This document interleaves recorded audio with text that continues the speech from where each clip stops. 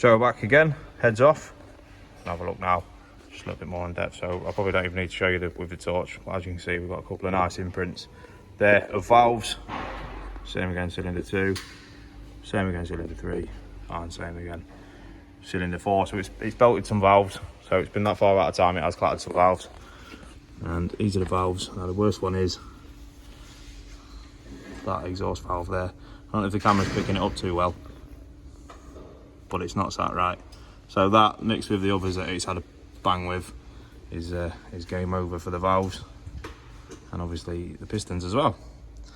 So there you go, part 3. I'll just whip you back to the block, show you them pistons one last time. So yeah, my recommendation would be a new short engine. There's the head again. So thank you for coming along. That's part 3. Hopefully it's been interesting. There's the rest of the parts. See you again. Thank you for watching.